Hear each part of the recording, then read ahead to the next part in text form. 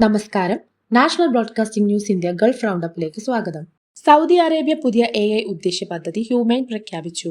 Saudi അറേബ്യയുടെ public investment fund $40 billion സഹായത്തോടെ Humain എന്ന AI കമ്പനി സ്ഥാപിച്ചു. ഗൾഫിലെ ഏറ്റവും വലിയ AI സംരംഭം ഇതാണ്. UAE GPSSA പെൻഷൻ വിതരണം സംബന്ധിച്ച വിശദാംശങ്ങൾ പ്രഖ്യാപിച്ചു. UAE public pension authority 2025 pension വിതരണം തീയതികൾ പ്രഖ്യാപിച്ചു. ജൂലൈ മാസത്തെ വിതരണം ജൂലൈ 29 നടക്കും. ബഹ്റൈൻ രാജകുടുംബം ആഭ്യന്തര സുരക്ഷാ നിയമത്തിൽ ഭേദഗതികൾക്കായി നിയമസഭയെ വിളിച്ചു. ആഭ്യന്തര സുരക്ഷ ശക്തമാക്കുന്നതിനുള്ള നിർദ്ദേശങ്ങൾ അംഗീകരിക്കാൻ പ്രത്യേക പാർലമെന്റ് സെക്ഷൻ വിളിച്ചു.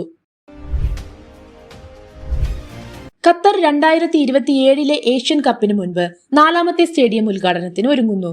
ലുസൈൽ നഗരത്തിൽ പുതുതായി പണിയുന്ന സ്റ്റേഡിയം നിർമ്മാണം 85% പൂർത്തിയായി. ഔദ്യോഗികമായി 2025 ഡിസംബറിൽ തുറക്കും. കുവൈത്തിൽ ഇന്ധനവിലയിൽ ചെറിയ വർധനവ്. ജൂലൈ 26 നടന്ന മന്ത്രിസഭാ യോഗത്തിൽ പെട്രോൾ വില ലിറ്ററിന് 10 ഫിൽസ് വർദ്ധിപ്പിക്കാൻ തീരുമാനം. ആഗോള ക്രൂഡ് ഓയിൽ വില ഉയർന്നതാണ് കാരണം.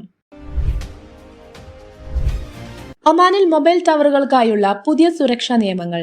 ജൂലൈ 26 പുറത്തിറക്കിയ സർക്കുലറിൽ മൊബൈൽ നെറ്റ്വർക്കുകളുടെ നിലനിൽപ്പും വേഗതയും ഉറപ്പാക്കാൻ കർശന മാർഗനിർദ്ദേശങ്ങൾ പ്രഖ്യാപിച്ചു.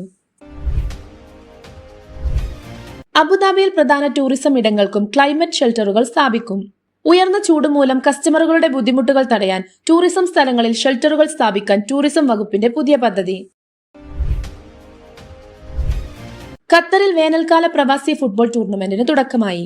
ദോഹയിൽ ഗൾഫ് പ്രവാസികൾക്കായി ഫുട്ബോൾ ലീഗ് ആരംഭിച്ചു. 8 രാജ്യങ്ങളിൽ നിന്നുള്ള 24 ടീമുകൾ പങ്കെടുത്തു.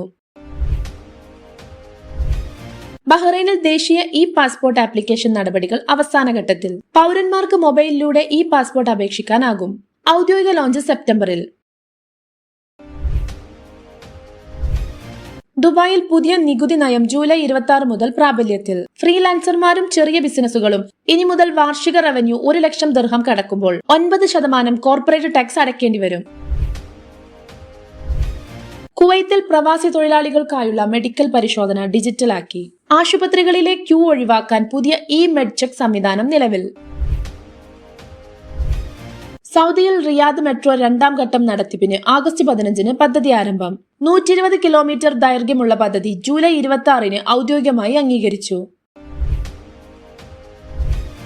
ഷാർജയിൽ യുവാക്കൾക്കായി സ്റ്റാർട്ടപ്പ് ചലഞ്ച്. Emirati minds 2025.